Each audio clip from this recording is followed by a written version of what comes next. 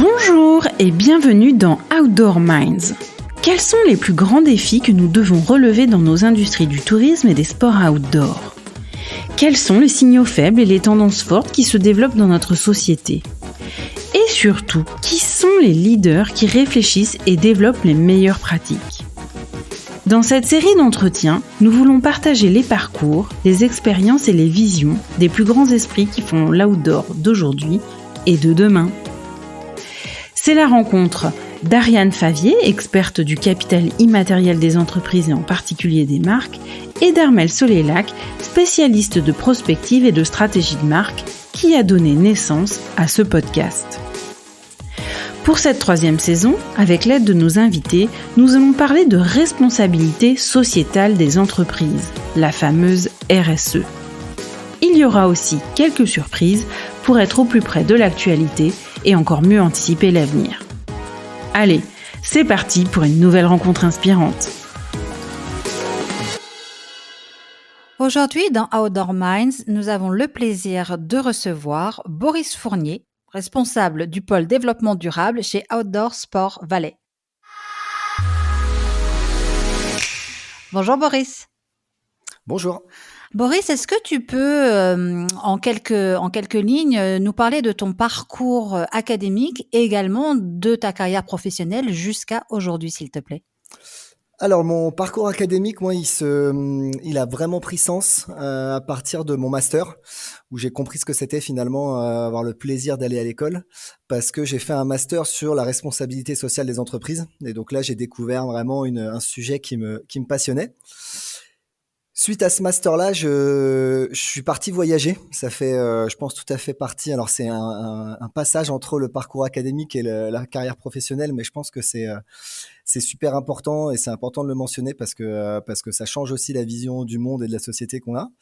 Et puis, au niveau professionnel, je suis revenu en travaillant dans le social en lien avec les entreprises de l'insertion par l'activité économique. Et donc, sur le territoire de l'Isère, en aidant les structures, que ce soit des entreprises d'insertion ou des chantiers d'insertion, à se fédérer, à travailler ensemble. Et ensuite, je suis arrivé à OSV, Outdoor Sports Valais, en Haute-Savoie. Alors du coup, j'en reviens pas que ce soit moi qui pose cette question, mais est-ce que tu peux nous dire ce que c'est qu'OSV et quelle est la proposition de valeur pour les membres ? Alors, la OSV, Outdoor Sports Valais, c'est l'accélérateur de la filière outdoor. Donc, OSV, c'est une association qui a pour vocation d'accompagner les entreprises de l'industrie du sport outdoor à développer leur business, leur entreprise, leur réseau.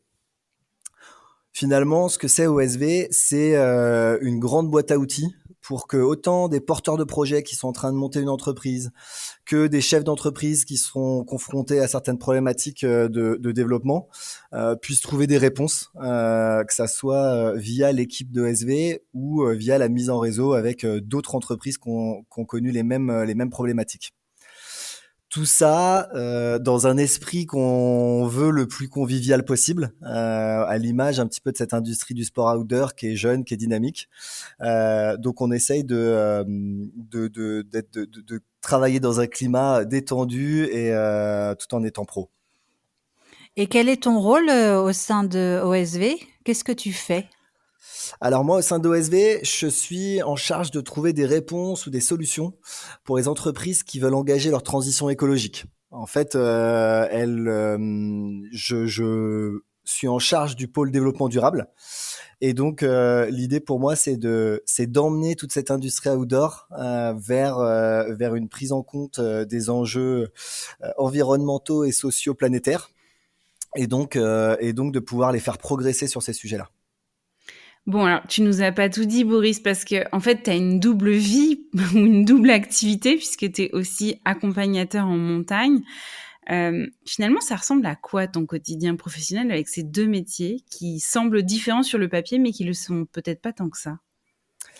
Et bah déjà, c'est une super opportunité que m'a laissé OSV justement parce qu'en fait, je suis arrivé à OSV, j'étais pas encore accompagnateur en montagne.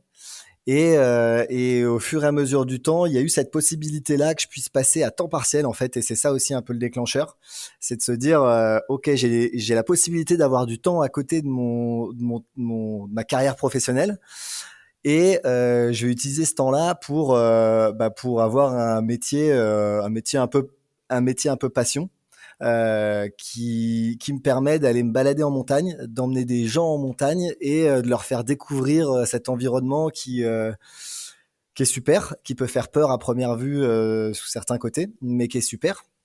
Donc finalement, mon quotidien ici, mon quotidien là, sur une année civile classique, c'est une grande partie du temps, je suis à OSV, donc 80% du temps, donc c'est-à-dire à peu près 4 jours par semaine. J'ai une journée par semaine de libéré, à peu près sur toute l'année, où ça me permet de prendre l'air, soit de travailler en accompagnateur en montagne, soit de m'occuper de mon fils quand c'est la période creuse. Et en fait, je me suis adapté pour que sur les moments creux de la saison côté OSV, je puisse être en montagne. Donc, c'est-à-dire que en général, l'été, j'ai tendance à prendre 1 mois et demi ou 2 mois off côté OSV pour être en montagne parce que c'est la grosse saison. Donc, c'est vrai que c'est super. Globalement, je regrette pas du tout. Alors, au bout de 2 mois, quand on revient au bureau, tous les collègues disent comment c'était les vacances. En fait, j'étais pas vraiment en vacances, donc ça voilà, c'est toujours comme ça. Mais c'est super. C'est en fait un métier me fait déconnecter de l'autre. Et inversement, quand je suis au bureau, je suis super content d'avancer sur des projets avec les entreprises. Ça fait du bien aussi d'aller mettre la tête un peu dehors et d'aller marcher. Et puis finalement, après avoir marché, je suis super content aussi de pouvoir revenir au bureau et de pouvoir continuer sur mes projets qui sont un peu plus long terme. On n'a pas la même temporalité dans ces deux métiers, donc du coup, ça fait vraiment du bien. Oui, tu as trouvé une organisation, qui te permet un équilibre et puis les 2 activités doivent se nourrir aussi l'une l'autre parce que ça doit te permettre de prendre du recul sur certains dossiers, quand tu vas faire, tes marches en montagne et peut-être de trouver des solutions que tu aurais pas trouvées derrière ton bureau, pendant X heures, non? Ouais, exactement. Alors côté organisation, effectivement, deux métiers sur le papier qui font 100% du temps, ça fait plus que 100% en vrai. Donc ça, c'est encore, ça se règle au fur et à mesure des jours, des semaines et des mois pour que ça soit pas le côté familial qui subisse le 120% d'investissement dans la partie pro. Mais par contre, côté intérêt, effectivement, c'est super de rencontrer, notamment de rencontrer des gens en accompagnateur en montagne qui sont pas dans le milieu outdoor, qui globalement prennent quelqu'un pour aller marcher parce que la montagne, c'est pas un environnement qu'ils connaissent vraiment. On se retrouve face à des novices, des non-initiés, et ça fait du bien de aussi qui me partagent leur ressenti sur la montagne, leur ressenti sur les marques, sur cette industrie, sur le tourisme. Ça fait avoir un autre point de vue que dans notre cercle de l'industrie outdoor. Et effectivement, ça pose un peu.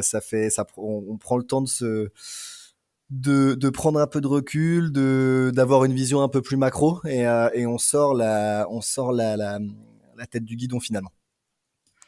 Qu'est-ce qui te plaît le plus dans tes missions actuelles et aussi quels sont les plus gros challenges que tu dois relever? Alors ça évolue toujours super vite. Aujourd'hui, avec OSV, depuis 2 3 mois, donc c'est tout récent, on a carrément pris le challenge de transformer l'industrie outdoor pour qu'elle soit prête à évoluer dans le monde de demain. Donc beaucoup d'entreprises sont pas encore bien conscientes des enjeux, de la rapidité avec laquelle ça arrive et des conséquences que ça va apporter. Et donc le gros challenge aujourd'hui, c'est ça, c'est OSV doit se transformer pour pouvoir demain être capable d'accompagner la transformation de l'industrie outdoor. Donc c'est un challenge énorme, super intéressant. Attends, excuse-moi, mais est-ce que tu es sûr qu'elles ont vraiment pas conscience ou qu'elles ont en fait terrorisé par l'ampleur du challenge et qu'elles savent pas par où commencer? Parce que c'est pas la même chose. C'est pas Dans la tous même les chose, cas, tu c'est clair. restes immobile, mais c'est quand même pas la même chose quand tu penses vraiment qu'il y a des boîtes qui ont pas conscience. C'est clair que c'est pas la même chose. Je pense qu'il y a un panel de un petit peu tout. Ok. C'est peut-être pas qu'elles ont pas conscience, c'est qu'elles veulent pas voir. Il y en a beaucoup qui, bah voilà, c'est clair qu'elles écoutent ces entreprises-là et ces dirigeants d'entreprise écoutent les infos, écoutent la science. C'est clairement pas des climato-sceptiques.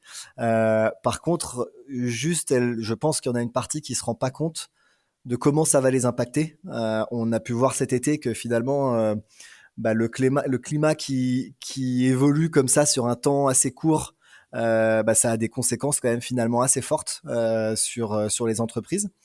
Donc oui, il y en a, je pense, qui ne veulent pas voir. Et il y en a qui effectivement savent pas par quel bout prendre ce truc-là énorme, qui sont les changements climatiques qui arrivent, tout ce dont on parle à la radio. Et moi, dans mon entreprise, dans mon business, comment je fais pour changer des choses qui sont installées depuis souvent 5, 10, 15, 20 ans et qui se sont pas construits, enfin qui se sont construits dans un climat assez sûr. Et aujourd'hui, en fait, c'est l'insécurité qui fait que ça va bouger. C'est l'insécurité qui fait que ça va bouger. Waouh. Bah, en tout cas, je sais pas si c'est ça. C'est l'insécurité qui fait que les entreprises vont devoir faire changer leur modèle d'une manière soit souhaitée, soit forcée, et elles vont, ça se rapproche en fait, ça va aller très vite. Et c'est vrai qu'on se rend compte que dans l'industrie outdoor, il y a beaucoup de choses qui ont été faites. Il y a plein de, entre guillemets, sans être péjoratif, mais il y a plein de petites actions à droite, à gauche, même au sein d'une même entreprise. Il y a des choses de faites. On peut pas dire qu'elles ne font rien. Par contre, pour beaucoup, c'est pas encore à la hauteur des enjeux. Et donc, c'est le challenge avec OSV. L'idée, c'est de pouvoir essayer d'aligner tout ça, de leur faire prendre conscience des enjeux et de leur trouver des solutions réellement, parce que on se rend compte que les petites structures qui se créent, les startups aujourd'hui, elles sont agiles, elles prennent ça en compte et elles ont plus de facilité à rentrer dans ce climat d'insécurité, d'approvisionnement qui sont compliqués, de coûts de l'énergie qui varient. Les entreprises qui se créent ont ça dans leur ADN, alors qu'une entreprise qui est installée depuis 30 ans et qui n'a pas été habituée à jouer avec ces variables, bah, c'est plus compliqué. Pour revenir à ton parcours, est-ce que, tu aurais un souvenir ou une anecdote sur, une situation, incroyable, que tu aurais vécue, depuis que tu es dans la vie active? Alors c'est vrai que je pense particulièrement à OSV parce que je suis à OSV depuis maintenant 7 ans, donc il y a eu beaucoup d'anecdotes ou de situations, de petites situations incroyables du quotidien avec des entreprises notamment. Je parle pas de la vie de l'équipe, c'est encore autre chose, mais avec les entreprises de l'industrie du sport outdoor, ouais, il y en a eu plein. C'est vrai que pour caractériser ça, j'aurais envie de prendre une situation incroyable qui finalement, quand je l'ai vécu, était complètement banale. C'était un chef d'entreprise avec lequel on parlait des réglementations environnementales qui arrivaient de plus en plus fortement. Bon, qui sont pas non plus, alors qui sont source de stress et de changement pour les entreprises parce les réglementations tombent un peu comme ça du jour au lendemain et du coup c'est toujours inconfortable. Mais ce chef d'entreprise là me soutenait qu'effectivement, globalement, on en avait autre chose à faire de ces réglementations environnementales, que les entreprises avaient déjà bien d'autres choses à gérer et que déjà si elles arrivaient à faire du business tranquille, c'était déjà pas mal. Et donc ça, c'est caractéristique. Pour moi, bah voilà, c'est passé comme ça dans la discussion. Ça a été posé là, ok. Et puis on a continué à discuter d'autres choses. Et puis finalement, c'est après coup, je me suis dit non, mais quand même, en fait, c'est vrai que le GIEC, comme si on n'en entendait pas parler, les événements climatiques extrêmes qu'on vit depuis quelques années, bon, c'est comme si c'était anecdotique. Et pourtant, c'était pas quelqu'un de forcément contre ce sujet-là. Encore une fois, pas un climato-sceptique, mais juste en fait pris la tête dans le guidon de la gestion de son entreprise. Et donc ça, pour moi, c'est une situation incroyable aujourd'hui. C'est de se dire, on peut plus réfléchir comme ça. On peut plus réfléchir comme ça. C'est plus possible. Il y a tellement des énormes enjeux qui nous arrivent dessus que ce type d'anecdote, ça doit plus arriver. Ah ouais, je pensais pas que dans notre industrie, il y avait des gens qui étaient encore capables de dire ce genre de choses, quoi. Je suis sidérée, en fait. Ouais. Si tu regardes ton parcours, est-ce que, selon toi, tu as commis, des erreurs et quelle serait la plus grosse erreur et qu'est-ce que tu en retiens? La plus grosse erreur que moi je pense avoir commis, mais c'est plus personnellement dans le cadre de mon activité professionnelle, c'est de penser que tout irait beaucoup, beaucoup plus vite. En fait, de me dire que, bah oui, c'est bon, les scientifiques sont là, nous ont alertés, il y a eu quelques textes un peu structurants politiquement pour dire qu'effectivement, il fallait qu'on agisse contre ces changements climatiques et que ça y est, maintenant, la porte était ouverte, tout le monde allait s'engouffrer. Et ben, comment dire, tout le monde s'est pas engouffré, tout le monde ne s'est pas encore engouffré. Et ça, bah, effectivement, quand on arrive, on est jeune, motivé, on a envie de changer le monde, bah, et ben ça donne un bon coup de pied aux fesses de se dire qu'effectivement le boulot va être un peu plus dur que ça, va falloir aller les chercher un par un.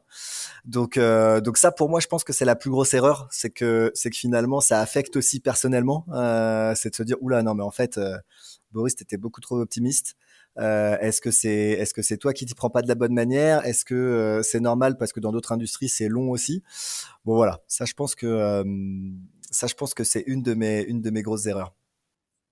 Mais est-ce que tu as l'impression qu'il y a d'autres industries où ça va plus vite? Non, pour moi, il n'y a pas une industrie où vraiment ça avance globalement à l'échelle de l'industrie entière. Il y a des entreprises qui sont hyper avancées, mais un petit peu dans différentes industries. Mais effectivement, j'ai pas encore identifié aujourd'hui une industrie où je me dis ah ça pourrait être notre modèle. Et effectivement, il faut qu'on s'inspire de cette industrie pour avancer collectivement sur ce chemin-là. Non, j'en ai pas vu encore. J'ai vu l'industrie agroalimentaire, qui est clairement pas un exemple partout, mais en tout cas qui s'est transformée de par la demande des consommateurs sur le bio notamment, où maintenant, maintenant, en quelques années, il y a des rayons bio partout. C'est plus réservé au Biocoop ou à la Vie Claire, c'est des rayons bio partout, dans tous les hypermarchés, dans tous les supermarchés, dans tous les petites épiceries.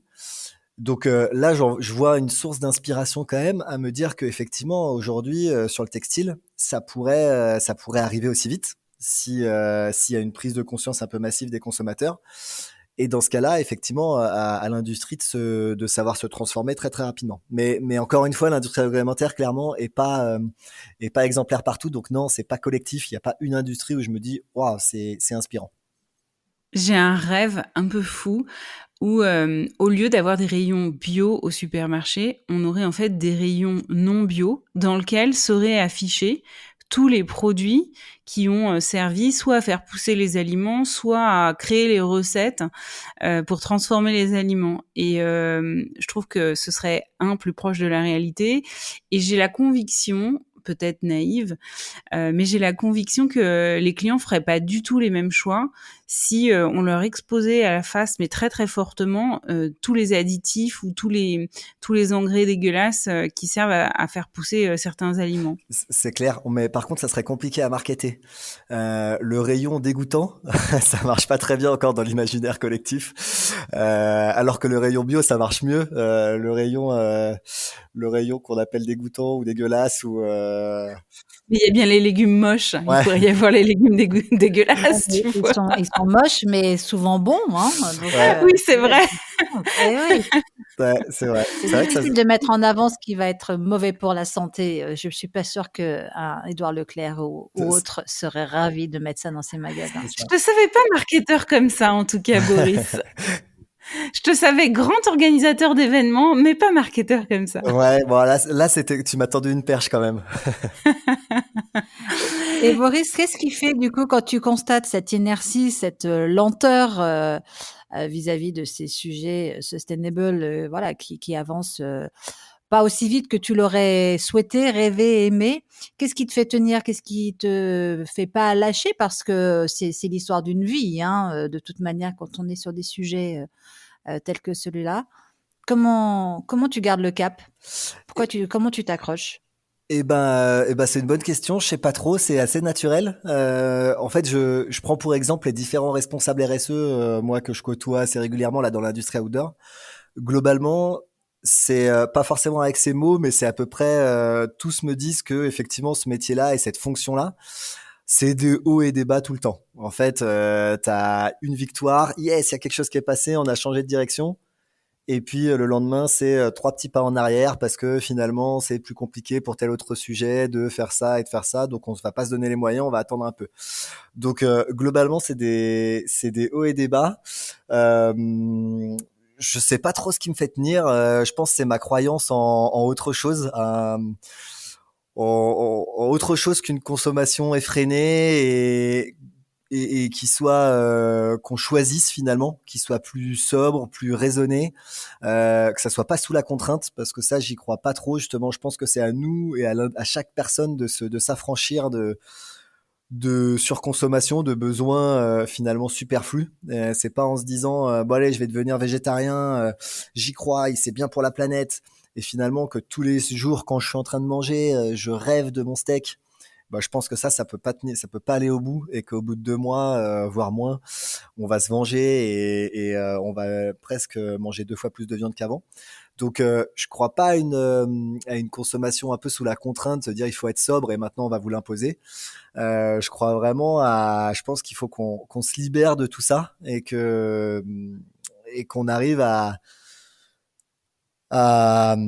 mettre en face de nous les vraies choses qui ont de l'importance. Et globalement, je pense que c'est pas le dernier iPhone qui va changer le fait qu'on soit heureux ou pas dans la vie. Donc je pense que c'est ça qui me fait tenir. C'est à mon avis, on a besoin d'autre chose. On a besoin d'une société apaisée et plus sereine et plus heureuse. Et à mon avis, c'est bah voilà, c'est le combat sans vraiment me le formuler. C'est un peu le combat que j'ai dans la tête au quotidien en me disant, je pense on mérite mieux. Et c'est ça qui fait tenir finalement.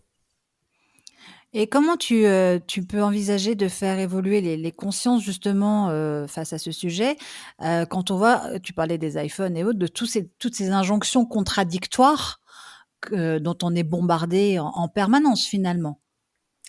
Ouais, bah ça c'est encore une fois, j'ai voulu il y a quelques années être un peu plus optimiste et en pensant que ça allait aller beaucoup plus vite.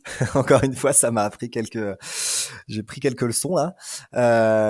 Par contre, ce que j'en retiens, c'est de la patience. C'est de la patience parce que finalement, c'est convaincre un petit peu par un petit peu, jour après jour, mois après mois, année après année.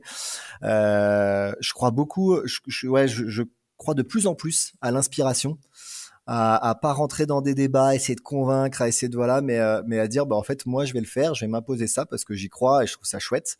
Et puis ça va donner envie. Alors peut-être pas aux personnes à qui j'avais en tête, mais en tout cas ça va donner envie à certains alors pas forcément moi, mais tout le monde qui auront vu cette personne-là se déplacer en vélo pour aller au boulot le matin, même quand il fait 0 degré et qui arrive qui est le matin au bureau, qui est réveillé, qui est en forme, qui est frais et dispo, et ben peut-être que ça va donner envie à une, puis à deux, puis à trois personnes de le faire, de se dire bah allez, je vais laisser ma bagnole au garage. Et puis moi aussi, je vais essayer de prendre un vélo. Et puis je vais prendre un vélo électrique parce que je suis pas forcément un super cycliste. Et puis ça va m'aider. Et puis voilà. Et puis donc l'inspiration, j'y crois pas mal. Même si clairement personne n'est exemplaire, on a tous nos contradictions et effectivement on nous aide à en avoir aussi de par toutes ces injonctions contradictoires dont tu parlais.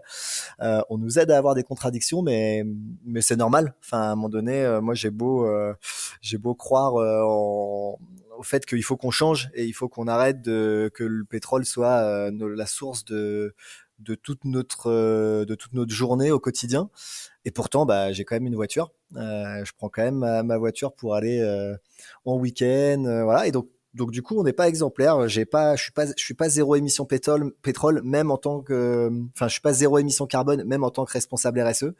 Voilà, on a tous des contradictions. Mais il faut vivre avec, il faut essayer de les diminuer et puis il faut chercher aussi ce qui nous plaît. Et je pense qu'en cherchant ce qui nous plaît et ce en quoi on croit vraiment, et ben c'est là qu'on trouve la meilleure réponse en fait. Qui est-ce qui t'inspire du coup? Est-ce qu'il y a des grandes personnalités qui t'inspirent? Ah, c'est une bonne question ça. Qui est-ce qui m'inspire? Peut-être qu'il y a quelques années, il y aurait eu certains politiques qui m'inspiraient. J'ai pas forcément de nom en tête, mais je trouve qu'aujourd'hui, j'aimerais en fait qu'il y ait des politiques qui m'inspirent aujourd'hui, qui réfléchissent au long terme. Et alors là, pour le coup, je trouve que je vais pas du tout rentrer dans des débats de parti, mais en tout cas, la politique pour moi, c'était préparer l'avenir. Et je trouve qu'aujourd'hui, on a clairement perdu ça, et ça m'attriste profondément. Donc c'est pas forcément des politiciens qui vont m'inspirer. Euh, En fait, il n'y a pas une personnalité qui m'inspire là, tu vois, en réfléchissant comme ça. Il n'y a pas quelqu'un qui me vient en tête et où je me dis, bah ouais, bingo, c'est lui ou c'est elle. Mais c'est plus tout un tas de entre guillemets de petites gens qui vont se donner les moyens d'assouvir leurs souhaits, quoi. Et ça, je trouve ça vraiment remarquable. Se donner les moyens, prendre le temps. Moi, quand je me lance dans un nouveau projet et que ça prend du temps et que je vois les choses qui avancent pas et que si je prends l'exemple d'accompagnateur en montagne, c'est un diplôme qui est long, qui dure quasiment 3 ans. J'ai l'impression que ça avance pas ce diplôme. Et pourtant, bah, au bout de 3 ans, je suis super content de l'avoir fait et de voir des gens qui s'investissent dans quelque chose, qui prennent le temps d'apprendre, qui prennent le temps d'essayer, qui prennent le temps de le mettre les mains dedans. Et ben ça m'inspire. Donc c'est plein de gens que je croise au quotidien où finalement je me dis waouh, mais ouais, prenons le temps de faire les choses, de faire ce qui nous plaît. Voilà. Et du coup, on t'a invité parce que t'es inspirant, évidemment. Quelles ont été pour toi tes grandes satisfactions ou tes grands accomplissements, ce dont t'es le plus fier finalement? Et ben, au niveau pro et Perso. notamment et perso, ouais, mais au niveau pro, notamment à OSV, c'est vrai que je reviens pas mal sur OSV parce que ça fait quand même 7 ans que je suis là et en 7 ans, on a le temps de se dire, ah bah voilà, voilà les objectifs que je me fixe. Et puis on a aussi le temps de se dire, ah bah voilà tout ce que j'ai pas atteint. Mais globalement aujourd'hui, et c'est assez récent, je suis super content que l'association, elle est elle est pris en main ce sujet de la responsabilité sociétale des entreprises, qu'elle l'ait élevé comme pilier central de ses actions et de sa mission finalement. Et ça, je pense que j'espère en tout cas, ou en tout cas, je me satisfais à dire que je suis pas innocent dans tout ça. C'est top. Je pense qu'on a besoin d'une association qui fédère une industrie et qui dit, bah, en fait, on a compris les enjeux, on va vous aider à les comprendre et à trouver des solutions. Donc ça, je suis super content de ça. Le fait qu'on arrête de dire, bah voilà, en fait, le développement durable, ah oui, vous avez une question de développement durable, bah c'est là-bas, c'est le bureau au fond. Non, en fait, là, ça va être la préoccupation de tous et de toutes. Ça, c'est génial. Et puis dans la vie perso, je pense que c'est de mener de front plusieurs vies finalement, que ça soit la vie de famille, de papa, de bricoleur de maison, d'accompagnateur en montagne et de salarié. Ça c'est top. Ça fait prendre un recul sur les choses qui est super. Et donc c'est de ça, je pense, dont je peux être super content. Alors, l'industrie, de l'outdoor, elle a beaucoup évolué ces 10 dernières années. Quelles sont les évolutions qui t'ont le plus marqué? Bah forcément, pour moi, ça va être en lien avec ce que je fais, mais c'est la prise de conscience et la volonté de se mettre au développement durable entre guillemets. C'est la volonté d'intégrer ce sujet du développement durable dans les entreprises. On ne sait pas par quel bout le prendre, mais par contre, on sait qu'on va essayer de s'y mettre par petites touches, à droite, à gauche, d'une manière plutôt incomplète dans un premier temps. On est encore dans ce premier temps, mais en tout cas, ça évolue. Et donc ça, c'est pour moi la plus grosse révolution là des dernières années dans l'industrie outdoor. Euh, maintenant, ce dont je rêve aussi, c'est qu'on fasse plus la même chose qu'avant, en mettant juste un petit peu de matière recyclée ou un petit peu d'éco-conception dans mes produits. C'est vraiment qu'on cherche à changer complètement de modèle, parce que globalement, sans ça, je pense qu'on est voué à l'échec, que ça soit l'industrie outdoor, mais tout le reste. Et donc ça, c'est un vœu pas que pour l'industrie outdoor, mais c'est pour l'ensemble des acteurs économiques. C'est se dire, il faut plus qu'on réfléchisse comme avant. il faut que maintenant on cherche à gagner de l'argent parce que globalement, il faut pas que ça soit un tabou. Clairement, les entreprises, il faut qu'elles gagnent de l'argent, elles ont des salaires à payer. Mais par contre, on va gagner de l'argent différemment. On va s'appuyer sur l'économie circulaire, on va s'appuyer sur de la fonctionnalité, on va voilà, s'appuyer sur d'autres choses qui sont clairement pas innées, pas faciles à prendre en main. Mais sans ça, on n'y arrivera pas. C'est le plus gros défi, à ton avis, qu'on doit relever, c'est le changement de modèle? C'est ça? Je pense que pour les entreprises, c'est ça le plus gros défi, ouais, parce qu'en fait, elles ont et surtout pour une majorité d'entreprises qui ne sont pas des startups, qui sont là depuis un moment dans le paysage économique et qui ont clairement pas été, qui se sont pas créées là-dessus. Elles se sont créées dans un environnement assez sûr où les marges étaient assez fortes, où on vendait le plus de produits possible pour faire le plus de marge. Et ça, aujourd'hui, c'est plus possible. C'est plus possible. Donc, il va falloir vendre moins de produits et essayer de maintenir des marges cohérentes.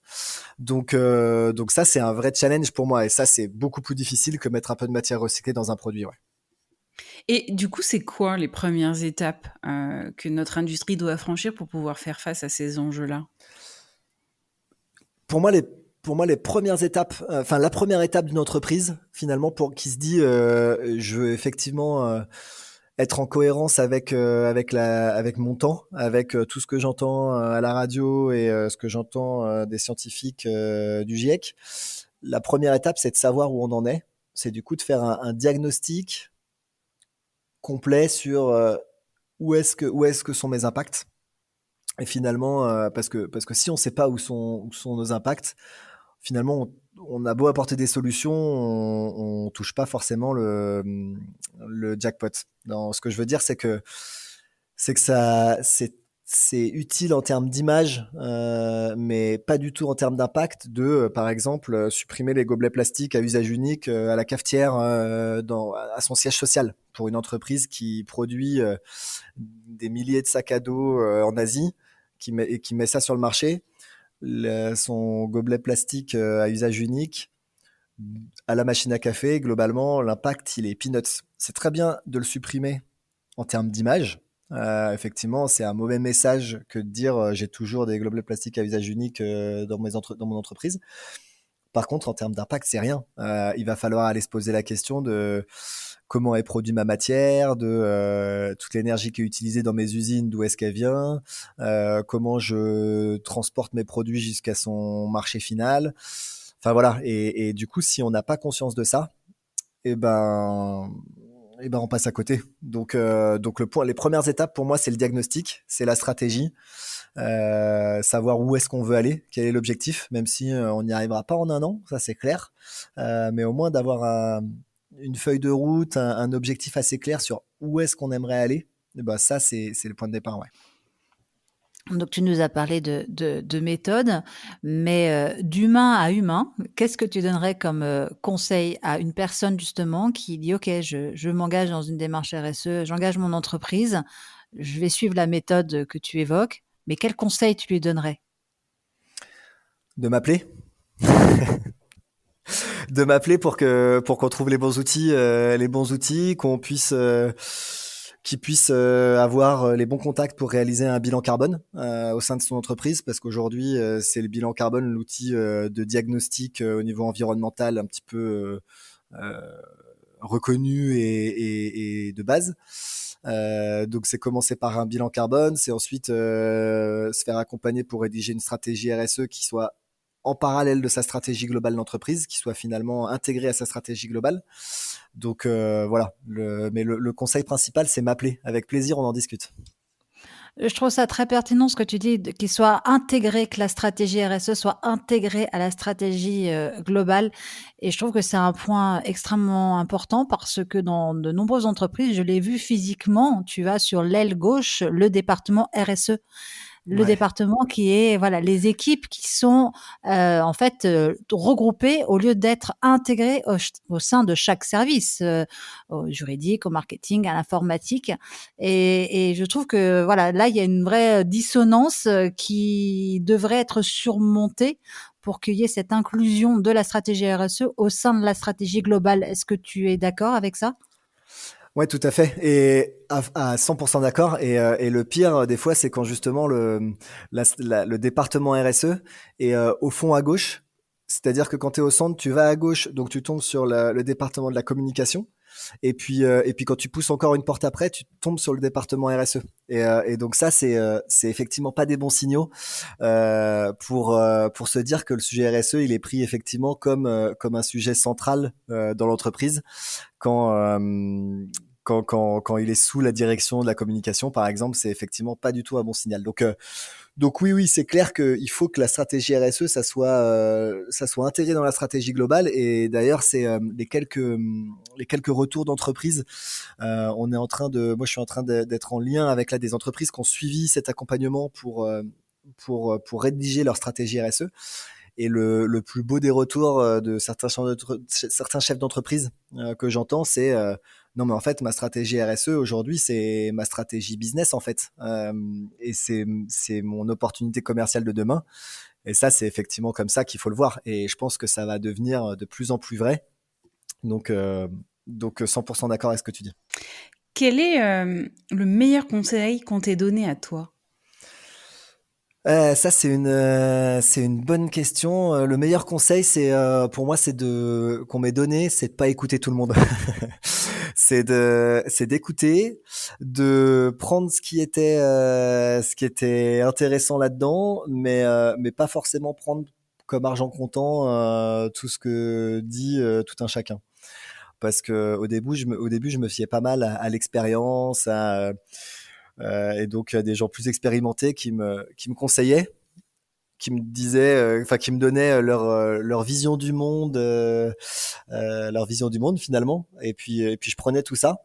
Puis en fait, je me rends compte que non, on pense pas tous pareil, et que des fois, faut écouter, faut prendre ce qu'il y a à prendre, parce que dans les gens qui ont de l'expérience et qui connaissent certains sujets, c'est super intéressant.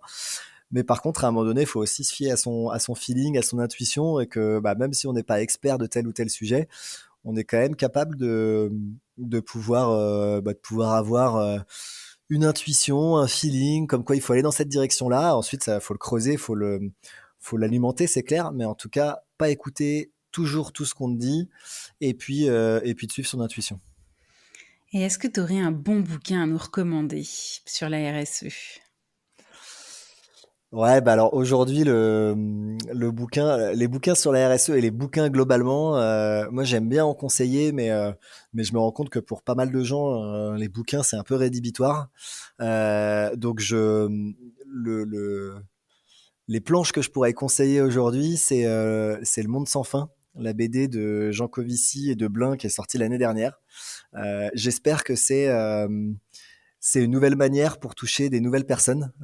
Finalement, j'ai envie de dire que les bouquins sur la RSE, c'est un peu comme les documentaires sur l'agroalimentaire ou sur les énergies. Ça va toucher les convaincus ou les déjà initiés. J'espère qu'une BD comme Le Monde sans fin, ça peut toucher des nouvelles personnes, ça peut faire prendre conscience à de nouvelles personnes finalement l'état de notre société, au tenté dont on parle dans cette BD. Et pour que justement on puisse comprendre à quel point on part de loin, à quel point on a été biberonné par le pétrole jusqu'à maintenant, et à quel point c'est partout, et à quel point il faut que maintenant on s'en sorte. Donc ça serait Le Monde sans fin de Jean Covici. Merci beaucoup Boris Fournier d'Outdoor Sports Valley d'avoir été notre invité. Voici les 3 points clés à retenir de cet épisode. Voyager change notre vision du monde et de notre société. On ne voyage jamais assez. Le deuxième point, c'est la punchline de l'épisode, c'est que c'est l'insécurité qui fait bouger les entreprises. Et enfin, le troisième point, c'est finalement les étapes à suivre pour pouvoir mettre en place une véritable politique et une véritable stratégie RSE dans son entreprise. La première étape, c'est donc de savoir où on en est, de faire un diagnostic de nos impacts.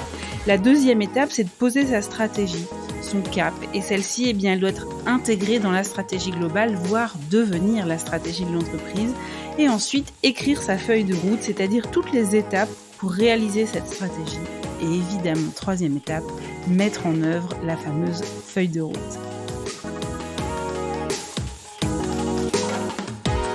Merci à tous d'avoir écouté cet épisode d'Outdoor Minds. Si vous êtes arrivé au bout, c'est sûrement qu'il vous a plu.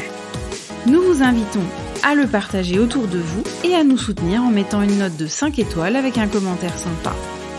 Cela nous aidera beaucoup à faire connaître cette balado-diffusion et à mettre en lumière tous ces leaders qui le méritent. Vous voulez découvrir de nouveaux leaders dans les tourismes et les sports outdoor ? Alors nous vous invitons à nous retrouver dimanche prochain avec un invité prestigieux. À très vite pour un nouvel épisode d'Outdoor Minds.